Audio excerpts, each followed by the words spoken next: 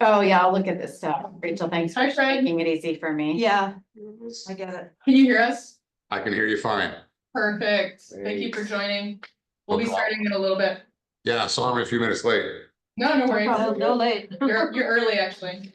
Perfect. Yeah.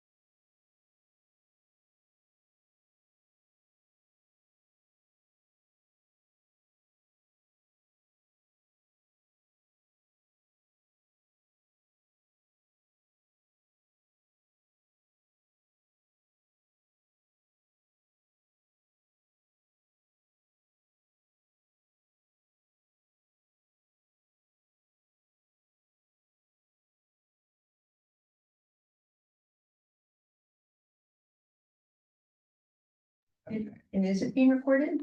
Yes, we're being recorded. Oh, because it's our subcommittee. Yep. Okay. Yeah. Nice. And should we do a quick introduction? I think everybody's introducing before, maybe Fred. Mhm. Yep. Um, Should we call to order? Yeah. Calling to order our homelessness and housing subcommittee. We could spend all day on those two important subjects, but we only have an hour.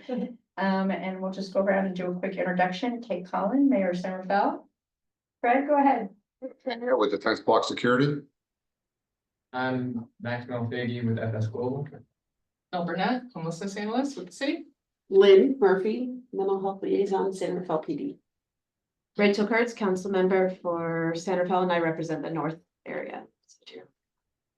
John Stefanski, assistant city manager. Christina Lilovich, city manager. Nice to meet you, Fred. Nice to meet you. So Mel, why don't I turn it over to you to run the meeting? Right, or is So, doing it? yeah, we'll be kind of pitch hitting on a couple of Okay. these things. So Do you mind Mel, if I say a quick thing before we get into the agenda?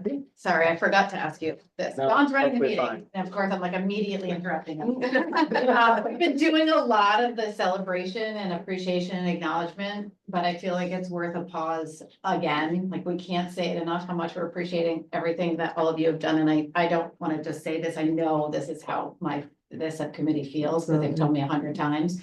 But for Fred and for you, Max, just, like continuously reinforcing the heaviest lift I think we've asked of this team ever, and the incredible creativity and commitment to getting this thing open in this amount of time is nothing short of like literally a miracle. And we know that and get it, and working at night and on the weekend to get the site ready. It's just, we're really, and also super impressed with the teams that you brought to help support our most vulnerable people who really need to be seen and supported with dignity. And it's really cool to see it happening. So just great. Thank you. okay, Okay, well, with back that, to you.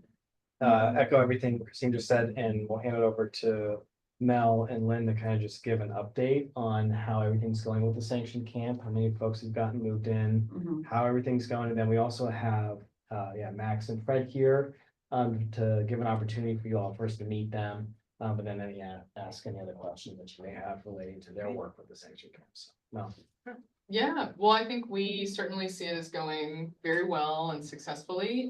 So we're at 29 individuals who are enrolled and assigned tents, as of about 15 minutes ago. Yeah, so that puts us at 21 sites remaining. So we're continuing to outreach folks, through the end of the week. And hopefully we will reach full capacity by the end of the week. Yeah, I think all of our services, have started. Shower services started last Friday, so those will be provided every Friday. We're gonna have water delivered. We did have a little bit of a delay with that delivery, but that's coming today, by 5 o'clock. We have bathrooms, trash service, and of course, security and program management. Lynn, do you have any other updates before we turn it over to them? I would say the heat has definitely been a hindrance. A lot of people were less inclined to move because it was so hot. People were like, I can't move all this stuff. So that has been a little bit of a hurdle. The water has been a little bit of a hurdle that was supposed to be delivered, so people could actually have drinking water on site. But I think that overall it's gone really well. I think the interviews that people have given to the IJ and to ABC have been awesome. I mean, and it's genuine. It's not like we cherry pick people. Yeah. It's, these are people who are genuinely happy about being there. So That's awesome. Yeah, Just- and, oh, go ahead. Just a quick question on the 21 spots remaining. Of the 30, is it safe to assume that those 30 individuals are part of the 65? Yes. Okay, and then do we know, or do you have like a rough estimate of the other 35? How many of them are no's or maybes or yeses and haven't moved in yet? Do we have a gut check on most of that? them are yeses. Yeah, Most of the 35 are yeses, Mhm. we've only had a no from one person so far. Everyone else has been interested. but we don't have space for 65. That's correct. So what happens if we get 60 yeses? We've got people banging on the door. It's like, please, please. A man came up and said, what do I have to do to get in here? And when I said he couldn't get in, he started crying. A grown man. So we definitely can't meet all the people that want to get in. Yeah, I think the part that's tricky is that the eligible list, the 65, and we have to prioritize those. Yeah. Right? Yeah, okay. So we should maybe put some thinking about how do we navigate those folks who are like now. I know we don't want to have a formal waiting Yeah. list, but we've Yeah. got documentation of who wants. Yeah. To not be in an unsanctioned place, which is Yeah. good data to have. Yeah, On our end, and don't correct me if this was wrong in any way, but I still have 11 people who have signed the forms Mhm. who have not come to site. Moved in. And then we've got all of the eligible individuals. Awesome. Yeah, and when we do reach capacity, anyone who is still on the eligible list, they're still able to receive the services like the case management and outreach. Great. It's just that, once we reach capacity with the camp, they wouldn't be able to move in. Okay. So would we consider, or would it be appropriate to talking to some of our other partners to say in the interim, if we understand it, I actually am hoping.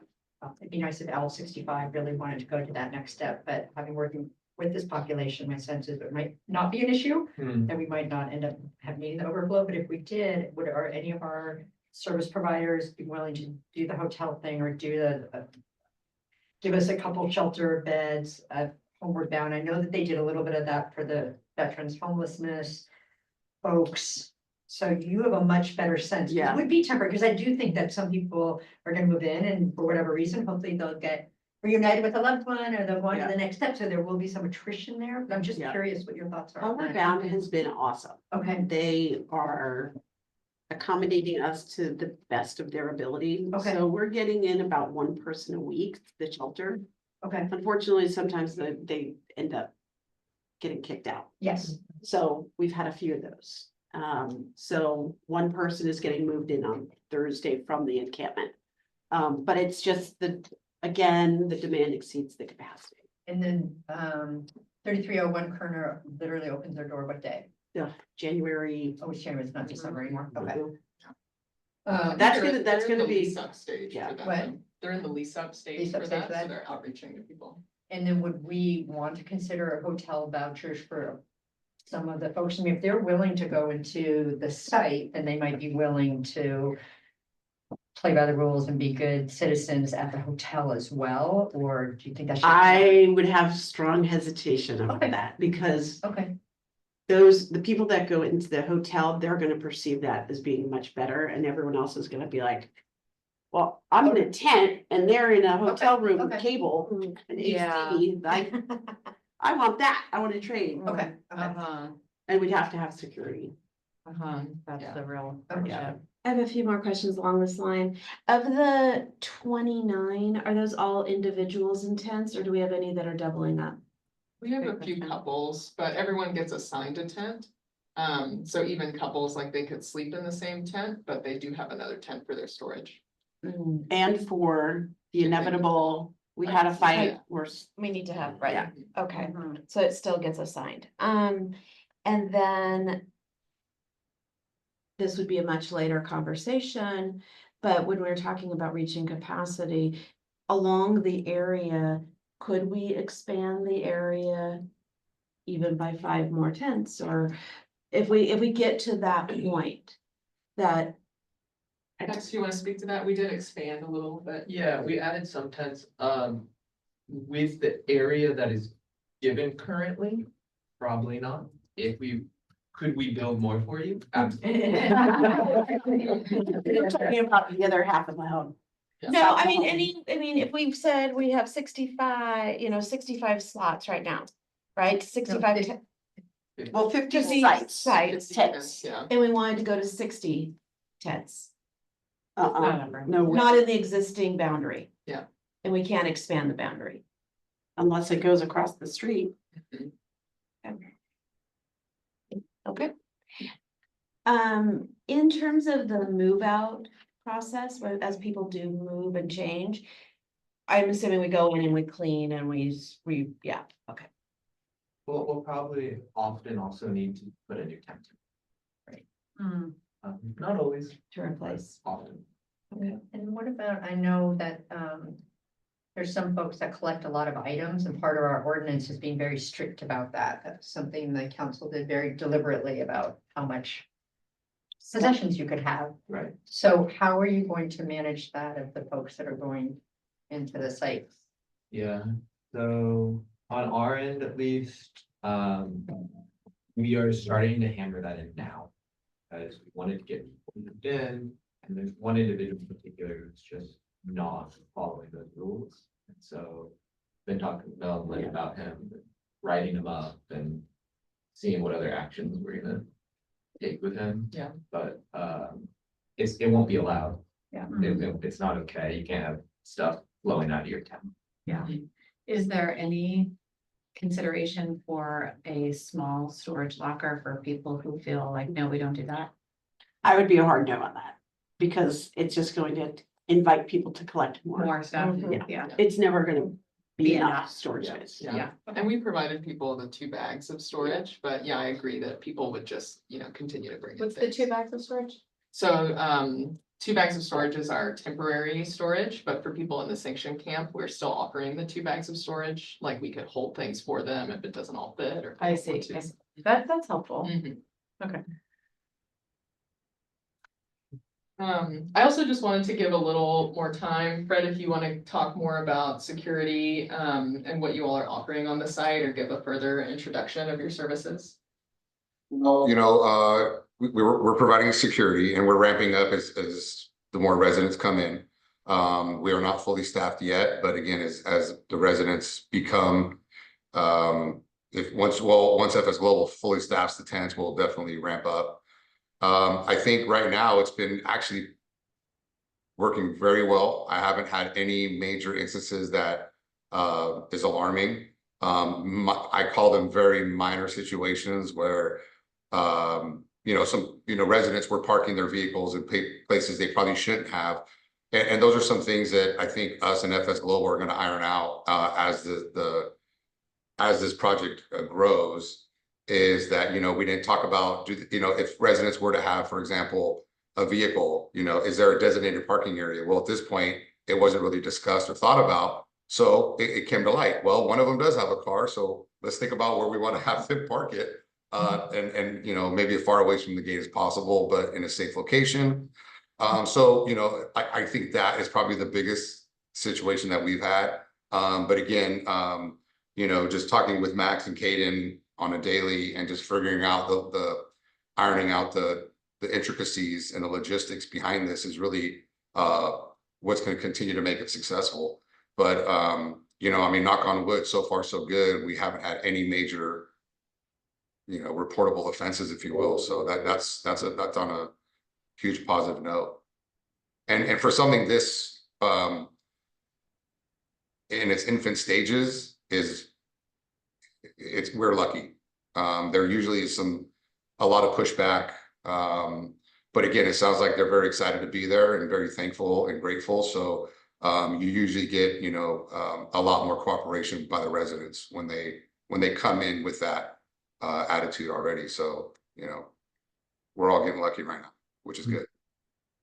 I don't know if it's on the agenda. So I know everyone signs a code of conduct and you were saying there weren't any infractions. So can you just walk us through if someone isn't grateful in the moment or they do act out, like what are the steps or how is order restored in that moment?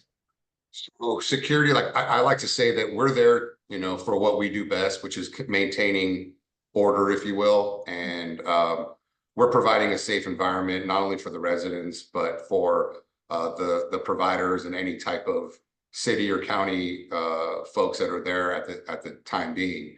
How it usually works is when there is some type of infraction and the guard cannot resolve it directly with the resident, we will report that in a written report, and if not, immediately to FS Global, the service provider, and then they will they'll come in and try to alleviate the situation as far as the best they can. What's the best outcome? What can we do to resolve your situation at the moment?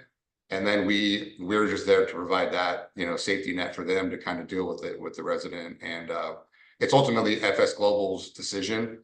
The thing that we really want to separate is us having to enforce the everyday rules. It becomes problematic. We want to build a rapport with the residents. We don't want to create, any type of animosities or us versus you type of environment.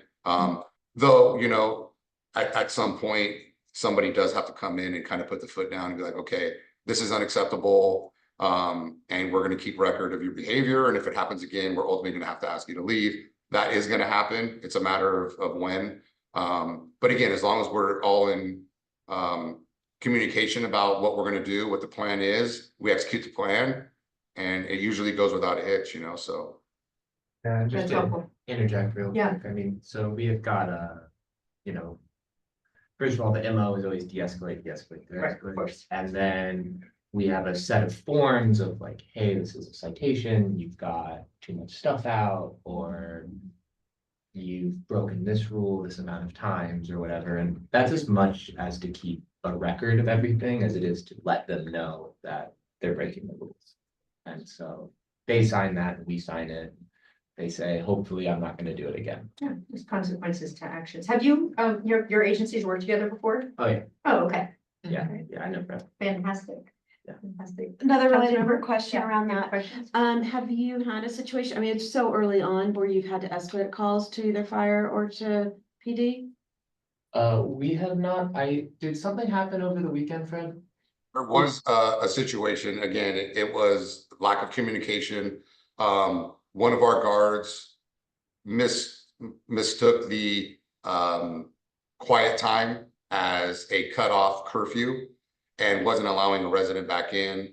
So that was on that was our fault as far as having the guard make that mistake. But I believe PD was called for, I don't know exactly why they were called, but they were, and the resident was allowed back in, and everybody went to bed and had a good night. I found that was just learning, yeah.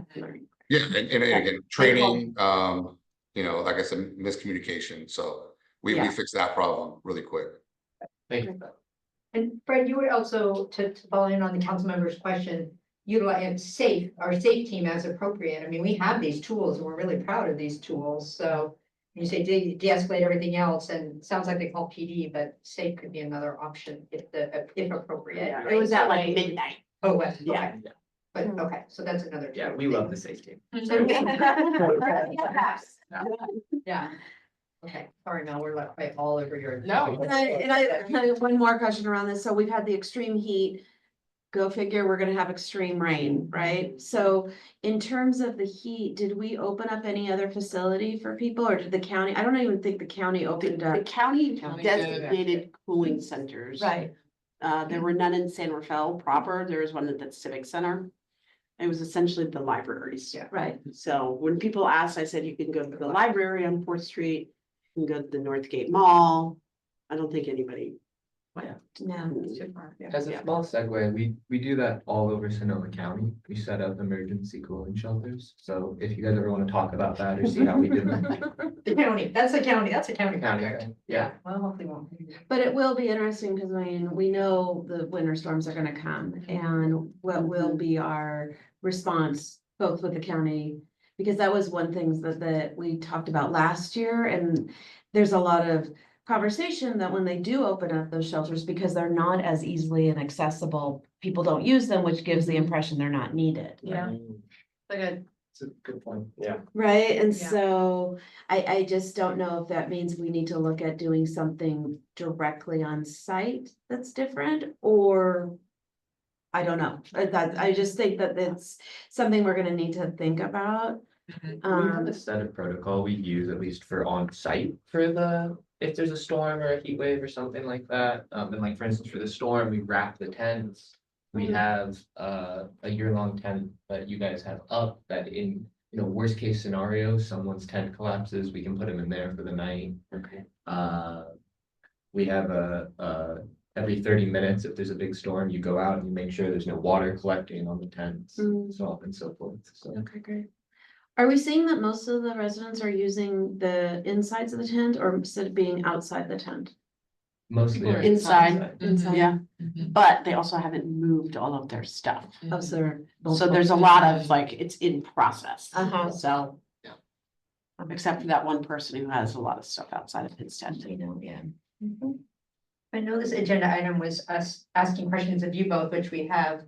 And it's also the first opportunity you've had to meet the council member myself. Did you have any questions for us? That you were curious about? We have an amazing team that does a really good job of translating, but sometimes, maybe things are lost in translation, but we're here to answer any questions if there's any clarity or. I feel pretty good right now. Me Okay. and Mel are meeting up after this to go over some kind of what our exit protocol is going to be. Okay. I still think one question I have is around weekends and emergency services. If is deep, so we're not inside weekend. And it's people, they have the authority to call us in on the weekend if there's an emergency.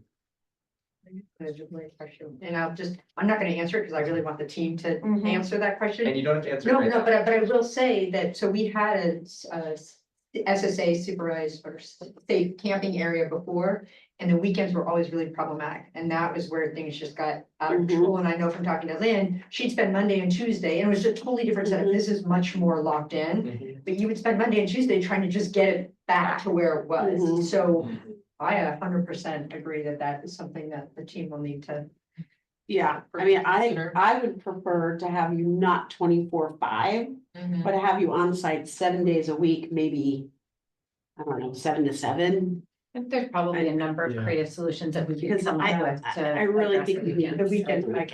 agree. I just- And they know, Mhm. they all know our schedule, so it's like, oh, the Ranger's not here, Cleveland's not here over the weekend, Lynn doesn't work on Friday. Yeah. Yeah, they know everything, Yeah. like, and I mean, they'll be like, what?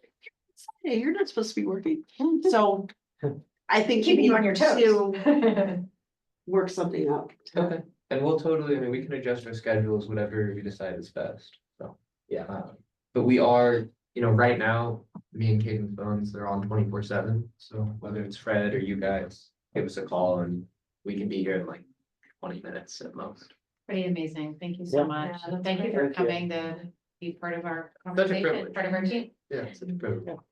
Are we seeing people from outside wanting to come? I mean, Mhm. yeah, yeah. Mhm. Stay on. It's I've been here since January, I've been here a year. A lot of that. Yeah. We have neighboring cities that they also have services as well. Mhm. So, just saying. Fred, did you have any additional questions or comments?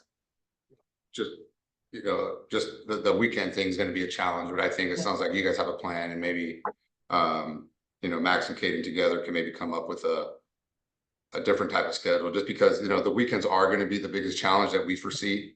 Doing this prior, it's just the weekends are kind of the party time and, with this schedule right now, it's gonna be kind of like, well, wait till mom gets home and you're gonna be in trouble. And that's kind of like where we're kind of looking at right now, I mean, Yeah. not to make light of it, but it's just with us, like I said, with our ability and authority, it's only limited. So really the disciplinarian, if you will, are going to be coming back on Monday and looking through our reports and seeing what happened. But in the meantime, the residents just going to kind of do what they want to do with no repercussions. So that's the only challenge that I could see. And again, if something can be, put on the table creatively as far as different hours and things like that, that would be huge. So I would suggest we have a lot to cover on the rest of the agenda, Yeah, like a ton, and I don't want to be disrespectful, but we have a lot Okay. of time sensitive stuff we need to cover. So I think maybe we could brainstorm about Yeah. like Mhm. a mitigating thing for this weekend and then ongoing. Yeah. We'll talk about that offline. Because you're gonna have 2 days off, maybe the 2 days off aren't Saturday and Sunday. Mhm. If, to Fred's point, that's the time that everybody likes to, so, Yeah. that seems like a pretty obvious approach. Okay, sorry, Okay. Al. No, yeah, Yeah, we keep can us on, definitely keep return. us. Yeah, and I assume you're both welcome to stay, but you're also welcome to exit for the remainder of the Yep. meeting, so that's your choice. Thank you both for being here. Thank you, Fred. Look forward to meeting in person. Thank you for zooming in. All right, well, My pleasure. We'll see you guys later. Yeah, Bye, Fred. thank you, Fred. You're talking to Mel after, you're stuck here. No, just Yeah. kidding. So, Can't go far. all right, so just in recognition of like the time, because I know our last two items are gonna take up the balance, of probably the time we have, I'll just share that, the enforcement activities are ongoing along Anderson. This morning we had boulders. So down there placed. today, So you got to see where the boulders I are. saw the between boulders, I Rice saw the Berlin and- police had blocked off the road. Yeah, so, the team is working, FS Global is actually helping with us in this later on this week, to take care of and clear the southern portion of the path, as well as the remainder portions of Anderson, making sure people are compliant with the camping ordinance. So by the end of this week, the area is going to look very different. That's the plan. And then moving forward, the team, we meet on Tuesdays, but we'll be engaging in a more like hotspot approach for ongoing enforcement of the camping ordinance, and particularly looking at Anderson, where we've done all this work to make sure that people continue to comply with our campsite size maximums and setback requirements. And so that's the approach, at least moving forward. And hopefully now with the sanctioned camp up and running, all these kind of large scale operations kind of done, it's gonna be a lot more manageable for our team to be able to go out and more, Targeted. more targeted, address the hotspot issues that we know come up.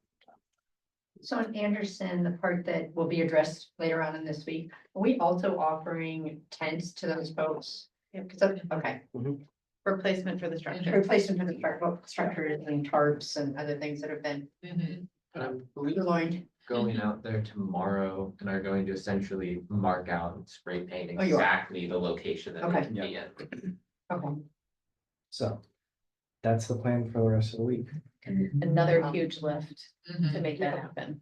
Driving out there today and seeing what was going on, I was like, yep, Yeah. yep. Yeah. There's a lot of work that has gone into this moment, and I feel really confident, we should have said this one, Fred was still on that. I wish we could solve all the homelessness in the state of California, and we can't. And so for us to focus on what we can do and focusing our implement our ordinance is where I want us doing our priorities, and if you're right, there are gonna be people that are not gonna be served in that.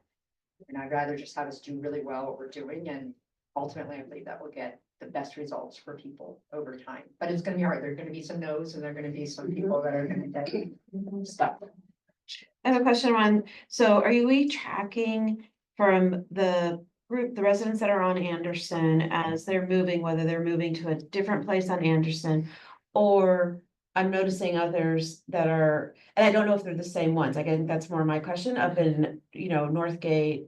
Some of the parking lot areas and stuff like that, I'm seeing more encampments popping up. So I don't know if they're the same people or different people. We I have don't- some knowledge of people who are residing in those areas. We don't have a knowledge of everyone, so it's a little hard to fully track. Mhm. What were you gonna say? I was gonna say, I don't think people have really left, Okay. so. If you're seeing people in Terra Linda, I don't think it's from the encampments. No, that's not that, that's just addition. Yeah. And just one thing to clarify for the team too, is that going forward on the enforcement, this strategy is use this newly amended ordinance that was effective as of October 4th, enforce that as to the maximum of our ability. And then at 6 months, we'll kind of reevaluate, how is this enforcement working? Does this mechanism, is this the mechanism that is gonna continue? Is there anything we need to modify about it? Yep. Is there something that we didn't anticipate that we want to include? But I think that's where we landed on Okay. giving it Correct. some time. Absolutely. So can we say like beginning of April, I counted out the 6 months, because you know me and Councilmember in a month will be like, wait, when was the 6 months? Like, we'll keep moving it. So coming in April, we'll do a reassessment at the council level. Okay. It will bring that here as a first step. Yeah. Maybe up to the Of course, subcommittee, yeah. of course. And that's also, we'll be hopefully through the rainy season, so we'll have a lot Good point. of data. Data. that we can come Okay. back and say, this is how the setbacks are performing. Okay. and How much- some that's recommendations. really How much helpful. time and energy it's taken to also enforce. Yeah, Yeah, and how to, how many tons and how much time and energy, to manage the ongoing unsanctioned areas. Yep. Because that'll help us kind of plan for the future. Yeah. Needs. Okay, cool. before So, we go to C, John, Yeah. I just want to remind myself out loud that as this is a publicly noticed meeting and it's being recorded, that a recording of this meeting will be posted on the city's website.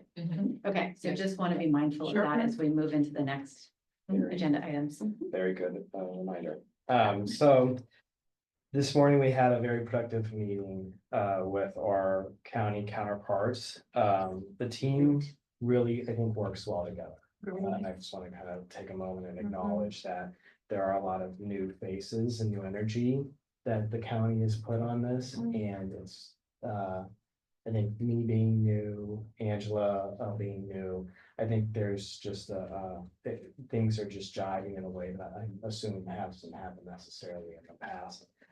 And we spent the morning really kind of workshopping through the agreement that I know Christine shared with both of you last night, the red line agreement, and we'll kind of dive into that a little later, but we had a number of aha moments today. I think Gary shared a lot of really kind of interesting insights around the Los Guilacos project up in Sonoma County versus what we're doing here. Which I think, for someone who's relatively new to working in homelessness, that kind of see kind of like the nuance of like, well, at face value, it's like, oh, it's the same thing, but really there are a lot of nuances behind the scenes in terms of what the county here is providing in terms of support. And philosophy. And the approach. And so that was, I think, really helpful, and also kind of helped to set the stage around a conversation that we had around interim shelter generally holistically. We also, and Christine and I kind of connected on this afterwards, is that I think for the county, they had an aha moment around us just explaining from again, 30,000 foot view that there is a gap in the county between encampments and sanctioned camps to permanent supportive housing. And I think all along, they have articulated us, it's like, well, the cities have to control this, cities need to control this, because then you have the control, so to speak, but I think from a larger policy level, and I think seeing some of the feedback that we've gotten on the sanction camp just this week alone, like there is a need for this at a larger scale throughout the county, and I think they are starting to kind of recognize that they can't just put all of their eggs in the permanent supportive housing basket. So that was refreshing and exciting to see. Very. I want to elaborate this on that, John, if you don't mind. I Yeah. think that there's the nuance that makes it an extra aha. Is that a lot of the work we've been doing amongst the team, the partnering meetings we've had, this is the third partnering meeting we've had, 6 hours this morning. The former one was 8 hours and the former one was 8 Full hours. day, yeah. So 2 full days today was officially a half day, and I would say every minute and hour of these have been highly productive. This is not fluff time. You think, what are you doing that whole time? But there's really deep conversations happening about perceptions, clearing up misunderstandings. Well, what do you mean by when you say transitional housing? What does that mean to you?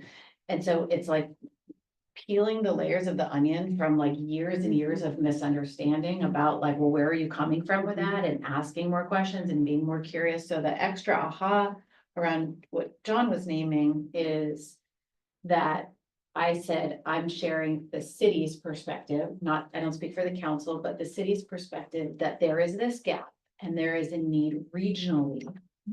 Not just selfishly for San Rafael unhoused individuals. Yeah. But for every unhoused individual in this county, there is a big gap and there is a need to have some sort of interim shelter, tiny home, whatever you call it, that's not a tent.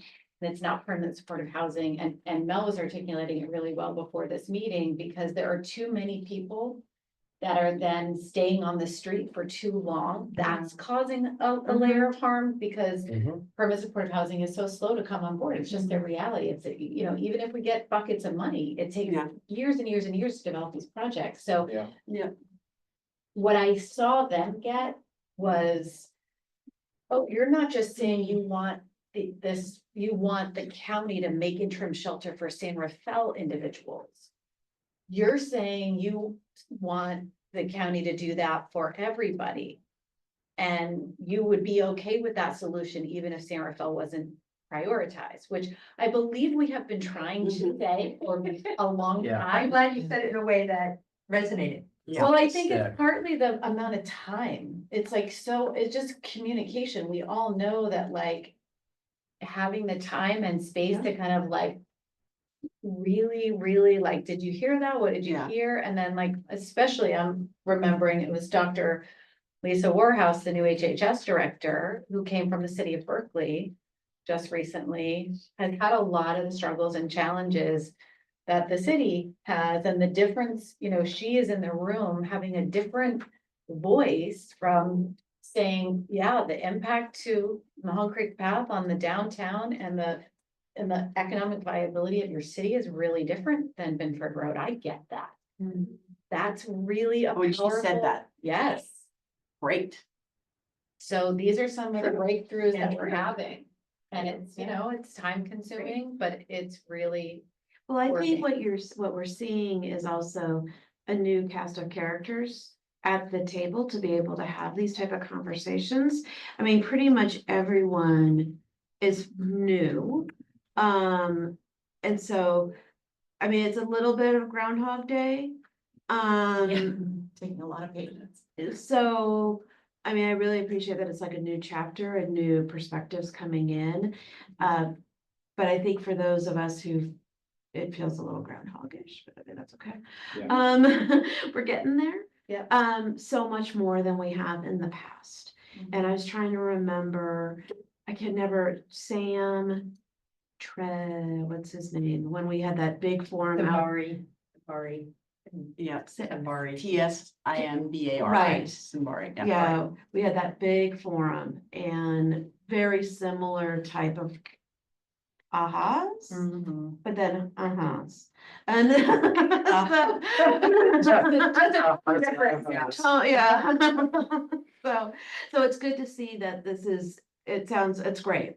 I had a question in terms of, so we know Carrie went to Homeward Bound Has that position been refilled? No, No, No, and I okay. think they're still trying to figure out, and they were talking about this thing today, just how they're reordering or what they're going to do. Okay. So I think there's a lot of, I think, still shuffling around. So to the council members, comments about the players in the room, so our counterparts are the elected officials over there, and they've been very, very supportive. So as you're going through, this isn't a question, it's more just planting a seed.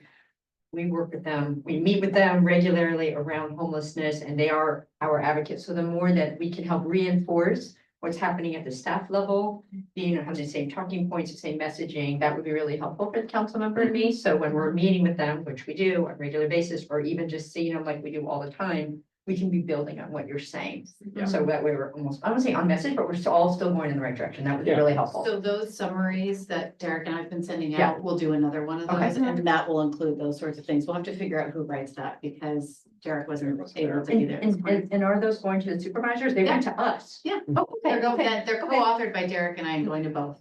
To all Full five boards. supervisors. No, was Is it? it full board? or I is think it- it's just a subcommittee. So the subcommittee is Mary and Eric. Okay, Yeah. that's helpful to know. Okay. So. And I also, sorry, one more Yeah. thing about that is I think that the table's expanded, at least from the county side. At the staff level? At the staff level, Yeah. which we haven't had in the past, which I think is a real testament to the county's approach now being a little bit different than what it has been in the past. Agreed. Yeah. So, Agreed. okay. So, at Monday's meeting, one of the things that we'll be recommending is that, we plan to have a second meeting of that subcommittee. County, city subcommittee meeting, sometime in January. Because this issue around, interim shelter is still a sticking point. Like, we made a lot of progress today. And Christine and Derek have been going back and forth on some verbiage that we can include for this agreement. But there's a lot of like the nuts and bolts of what does a partnership, what is cooperation? What does it look like for us to work together on this? And how do we gain crystal clarity on what it is we're actually trying to do? So I think that we're still working through that with them because there's this ERF3 phase 2 component that's kind of right in front of us, but like the thing that I continue to ask is like, okay, so then what happens after ERF? And what's the partnership going to be and what's the structure in place so this has some longevity to it and it's not necessarily tied to streams of funding that are, one time. leaving. So to that point in the funding structure, and again, I know we'll have more information the more this unfolds. We can continue to advocate and go after those state dollars. I really believe what we're doing here in San Rafael is really the best of what can be done in the state of California. And there's leverage in that, and that's why we even got that ERF fund. So it is always scary when we have finite funding, and I'm fully confident because of the great work we're doing that we can continue to pull in funds. So I'm sure you're recognizing, and we're willing to advocate. I mean, we'll go to Sacramento, do what we need to do. I am sort of curious in terms of your comment about the counties now seeing the value of like now seeing it set up. I think they're seeing the reality of how well this type of model does work. And I'm wondering if there's any initial conversation about expanding it to Novato, which has the other higher population. And the caveat on that one is I'd love us to not divert energy and focus. Yeah. But that's gonna be the county's prerogative if they decide to do that. I just wanna make sure that if they do bring in another type of sanctioned encampment area, somehow it's worked on together. Yeah. Yeah, like a regional county approach, Yeah. 100%. Right. 100%, yeah. So that we have a San Rafael, it's a Novato, but those are just locations. It And has Southern Marin and and- West Marin. right. Yeah. Right, that is exactly. So it's the same model Mhm. and it's not actually city specific. Yeah. Yeah, that would be that's definitely the long-term vision kind of goal, how we get there. I mean, we're so focused on San Rafael right I now, know. what we need to do to get this agreement to the board. So we would really want to clarify for you in the last 15 minutes what Monday is about, what we're hoping to accomplish, what our recommendations are to make sure that it makes sense to you, so that we can. Mhm. So do you want to go back to Yeah. that, John? I'm gonna kind of walk through this because there's some bureaucratic gymnastics Mm, is, that's a I think, a great really good term. way to put this. Like, I was thinking Right. after our meeting, I was like, I have like an advanced degree in drop. But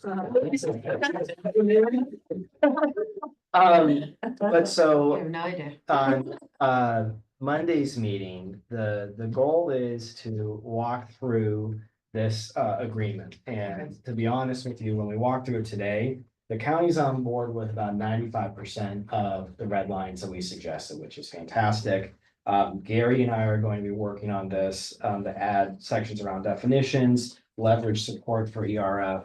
But that's kind of like the plan. So we'll walk through with that on Monday, and then the goal is to have you, Mayor Kate, and assuming one of the supervisors to sign that agreement ultimately. Okay. This is not necessarily what is going to go before the Board of Supervisors Got it. on the 19th. What's going up to the board on the 19th is an agreement to allow the county to send us or to authorize them for us to get access to the $4 million ERF. Mhm. That agreement has to match word for word, so to speak, of the approved grant. Mhm. And there are a number of like outstanding items that we know we want to go through and tweak and clean up.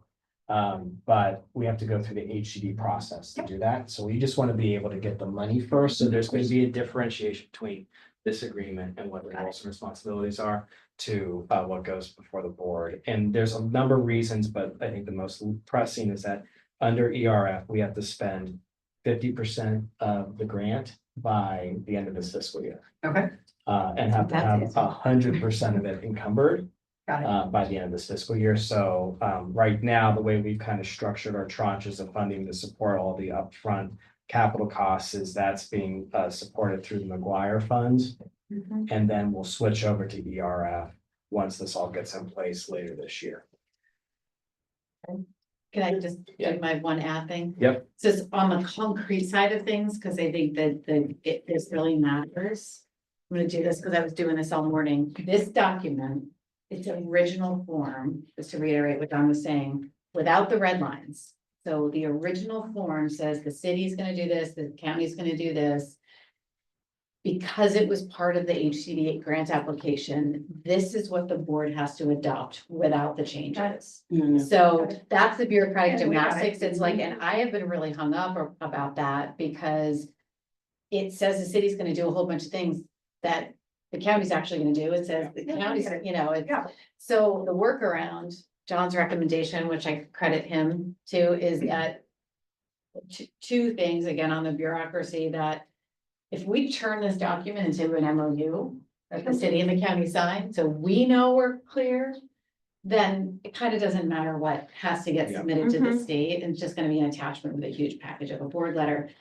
One of the board actions that Derek is gonna recommend is that the board delegate authority to him to amend this agreement, which we have already done. Right, that makes sense. So it kind of Good. solves all the, okay. Right. Right. So that's kind of in a nutshell for Monday. Gary, myself will walk through that agreement. Gary's gonna provide some additional context around kind of what they're going to be doing in terms of support. See, yeah, I think, and we touched on this, but just to kind of underscore is again, like the next kind of hill of work that we have with them is this partnership around the interim shelter, site selection, operations, all of that. But you know, I've been optimistic this week. I don't know why.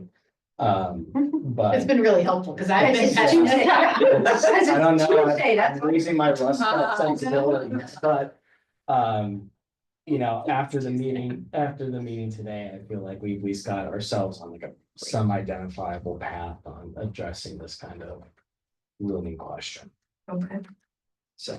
So my sense is from what you said, I think Councilman will probably concur, you guys are doing a lot of work. We understand the whole gymnastics that's involved. So when we go through it next Monday, we'll listen, but you've really given all the input.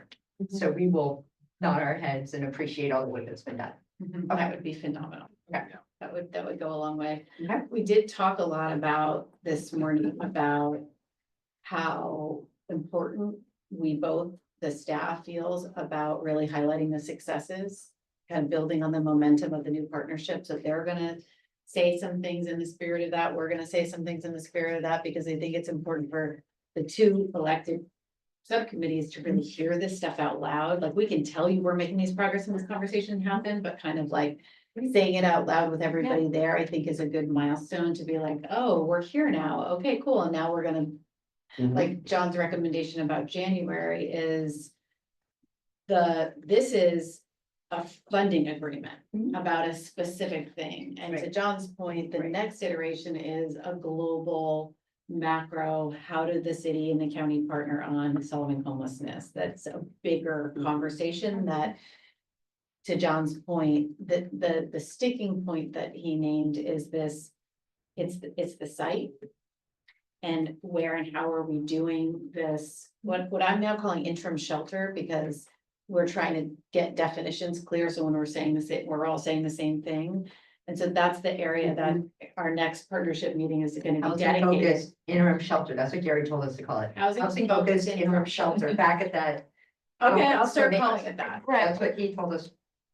So I have one Focused other interim shelter. recommendation or thought about Monday that I wanted to bring up that, I'm gonna talk to Derek about, so this is just, it's floating kind of an idea. We haven't done this kind of joint subcommittee before. Nakor Kyler is her last name? Yes. Who is the HHS strategy officer? Yeah.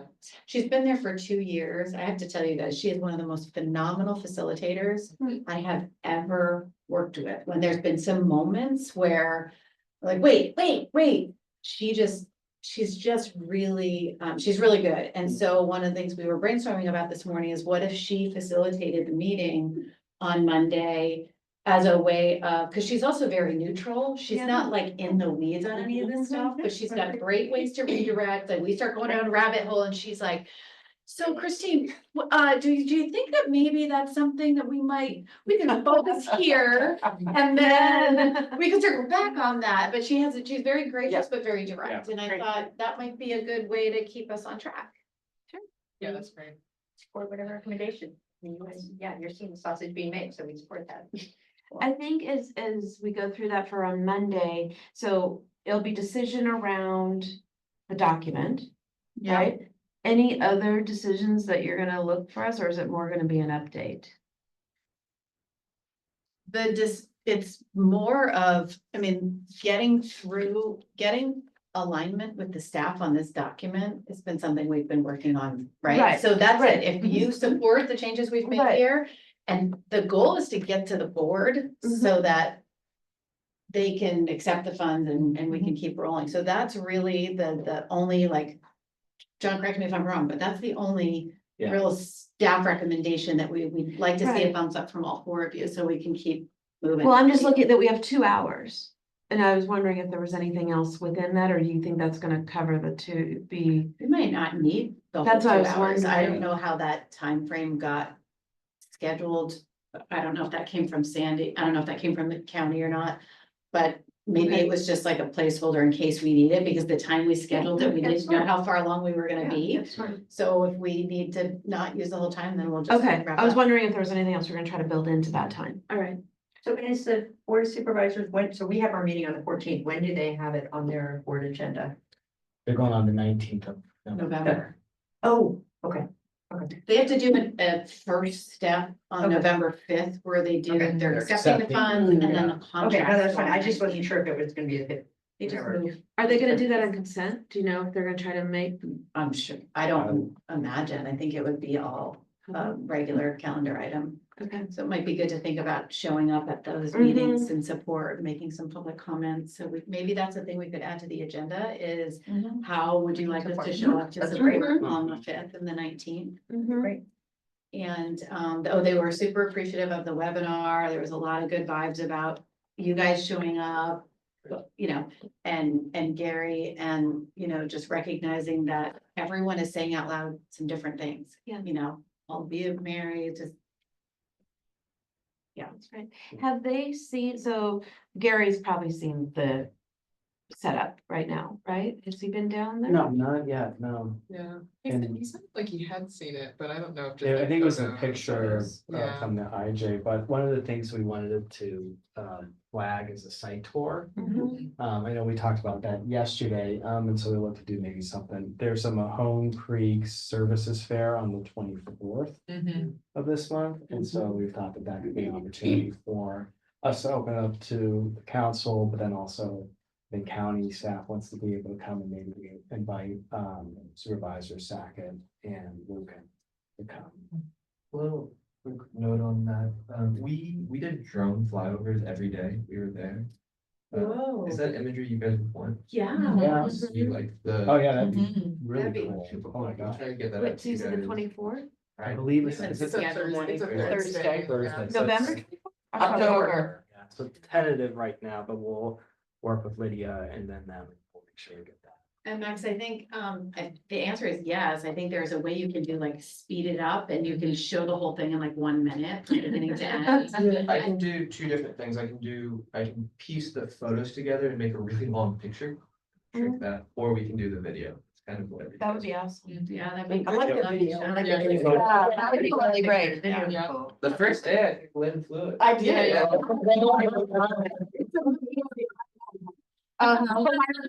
Yeah. They're very.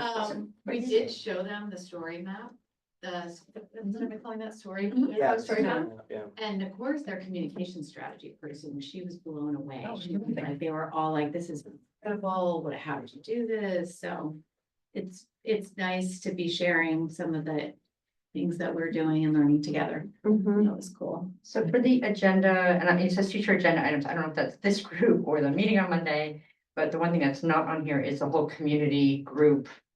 I don't know what we're calling that, The working group. the working group, Homelessness solutions. Mhm. homelessness Solutions Okay. working group. Mhm. great, I'm writing that down so we can, it would be nice if on the agenda on Monday, because that is coming, even though this is, we have just the tentative outlines of this, but to provide it as an update, because the council member and I are saying what it is, but it'd be nice to say it within that forum, like the current shape it's taking in a 3 meeting. blah, blah, blah, blah. Yeah. And I've already had people emailing me and calling me like, I've already applied to be a part of it. I'm like, wow. So Yeah, it's quite a long list. A number of people have applied. On it. 200. No, just kidding. I'm kidding.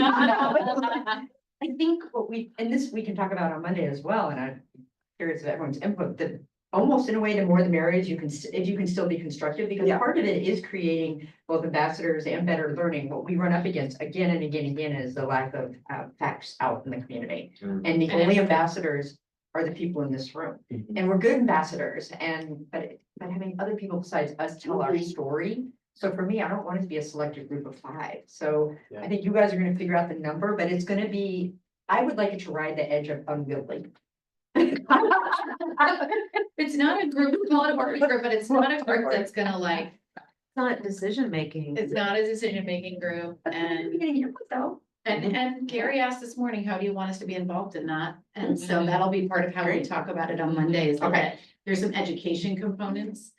Right, of like, we need to, this group, let's say it's 30 people, they need some baseline knowledge and information in order to engage in meaningful conversation. So we will need the county to come in and do a presentation, explain continuum of care and all that good stuff. We'll need you, we'll need, all of you to Yeah. kind of help out with those efforts, so. And all those meetings will be open to the public. Yes. Yes. Webinars, virtually webinar. When's the next Seeds of Hope? November 18th. And then if we're on future agenda items, Mayor, one of the things that I would want to at least raise or suggest for our future meeting is a discussion on the Community Homeless Fund. So I know Mel and myself and Gary have been working on kind of finalizing the criteria that's associated with doing this kind of RFP NOFA process around that. And so we can come back to this. That'd be great. At the next meeting and give an update on that and everything. And that would cover the shallow subsidy. Yeah, that's what we're Get to trying the to detail, use. but That's what we're I- trying to do. John was saying to me that's part of the RFP and we Yes. kind of can't know until we get the results of that. When is that gonna be done? Did you say? The RFP, well, we have pretty much everything's fairly along drafted. I think it's Mhm. just finalizing it with Gary and then Yeah. we'll be able Could to. be out for like a month or something like that. Well, we'd like to come back to this group if we With the can RFP before, first? yeah. Okay. And get feedback on it as well as. And the county already released one RFP on shallow for short-term subsidies. Oh, they did? They did, and that was for, oh gosh. We talked about this, I'm trying to remember what that was from. There was like the 250,000 that they had, Yeah. and that was independent of this, but we wanted to follow a similar type of process. Yeah. So, and I don't know where that update is on that one. So we should find out. Yeah.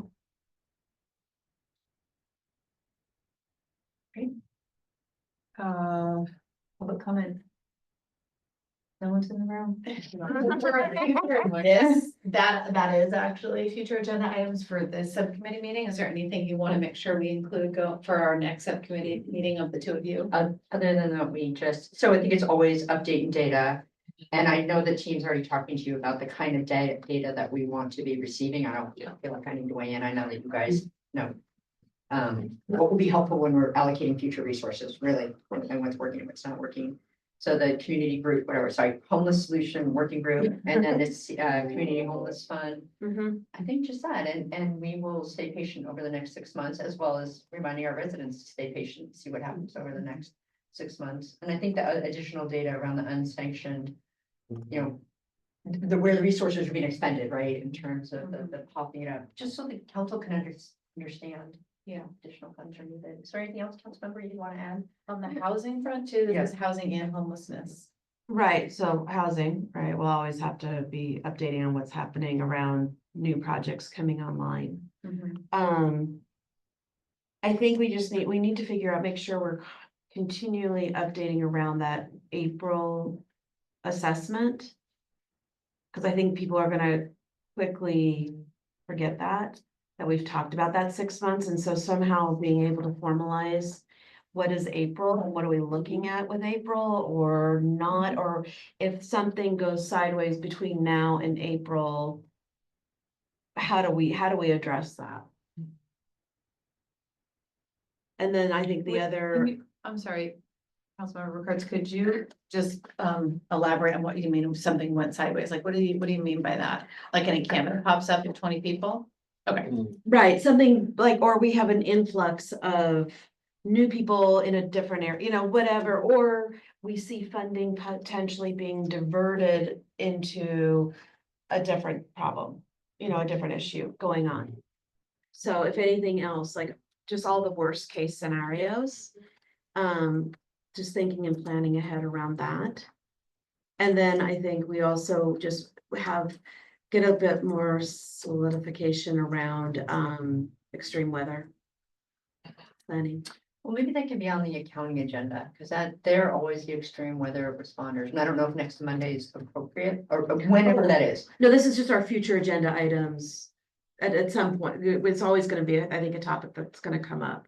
No, I think it's a really good point, and how do we continue to have the county be the key responder to whatever that is, other than the impacts that you already talked about to prevent the bigger impact, but. So I don't know what the timing is on that, but we're not good, that we have to get them to do that.